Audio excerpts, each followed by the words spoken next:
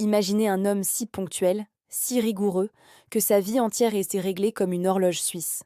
Chaque seconde est calculée, chaque geste millimétré. Cet homme, c'est Phileas Fogg, un gentleman anglais qui semble avoir banni toute émotion de son existence. Sa seule passion?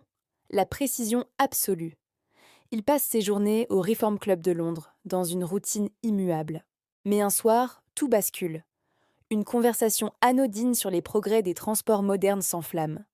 Un article de journal prétend qu'on peut désormais faire le tour du monde en seulement 80 jours. Alors que ses collègues du club se moquent de cette idée, Fogg, avec son calme légendaire, déclare que c'est non seulement possible, mais qu'il va le faire. Piqué au vif par le scepticisme général, il lance un pari fou. Il met en jeu toute sa fortune 20 000 livres sterling et promet d'être de retour à Londres ici même au Reform Club dans 80 jours à la minute près. Sans perdre un instant, il rentre chez lui, annonce son départ imminent à son nouveau domestique, le Français Passepartout, un homme aussi agile et spontané que son maître est rigide. Le pauvre Passepartout n'a même pas eu le temps de défaire ses valises qu'il est déjà embarqué dans une aventure planétaire. C'est le début d'une course contre la montre épique. De Suez à Bombay, de Hong Kong à Yokohama, de San Francisco à New York, le duo traverse les continents à toute allure. Mais le monde n'est pas aussi prévisible que les horaires de Phileas Fogg. Ils ratent des trains, affrontent des tempêtes en mer et font face à des obstacles à chaque étape. En Inde, leur voyage prend une tournure inattendue.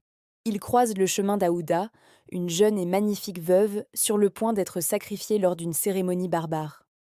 Dans un éclair d'humanité surprenant, Fogg n'hésite pas une seconde. Il risque son temps précieux et sa propre vie pour la sauver. Aouda, reconnaissante et sans nulle part où aller, se joint à eux pour le reste du périple. Pendant ce temps, une autre menace plane sur eux. Un inspecteur de police tenace, l'inspecteur Fix, est persuadé que Phileas Fogg n'est autre qu'un audacieux voleur qui vient de dévaliser la Banque d'Angleterre. Convaincu que le tour du monde n'est qu'une ruse pour s'enfuir, Fix le pourchasse sans relâche, mettant des bâtons dans les roues de nos voyageurs à chaque occasion. Il attend juste le bon moment pour l'arrêter dès qu'il posera le pied sur le sol britannique.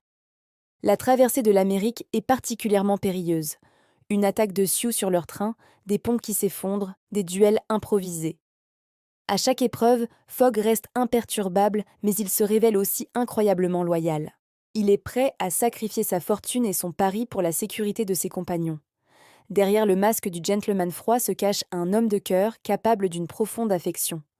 Le jour fatidique approche. Après avoir surmonté 1000 dangers, ils sont enfin de retour à Londres. Mais c'est la catastrophe. En regardant l'heure, Fogg réalise qu'il a un jour de retard. Il a perdu son pari, il est ruiné. Il accepte son sort avec une dignité stoïque, enfermé chez lui. C'est là qu'Aouda, qui est tombée amoureuse de lui offre son cœur, même dans la pauvreté. Alors que tout semble fini, Passepartout fait une découverte incroyable. En voyageant constamment vers l'est en suivant le soleil, ils ont en réalité gagné une journée entière sur le calendrier. Ils ne sont pas en retard, ils sont même en avance. Fogg se précipite au Reform Club et arrive à la dernière seconde, remportant son pari insensé. Finalement, Phileas Fogg a gagné bien plus que 20 000 livres. Il a découvert l'amitié, la loyauté et surtout l'amour. L'homme qui était parti pour prouver que le monde pouvait être maîtrisé par la logique est revenu transformé. Il a compris que la plus grande aventure n'est pas de faire le tour du monde, mais d'ouvrir son cœur aux autres. Si cette histoire incroyable vous a plu, n'oubliez pas de liker la vidéo, de vous abonner à la chaîne et d'activer la cloche pour ne manquer aucune de nos prochaines aventures menteurs littéraires. Merci et à bientôt.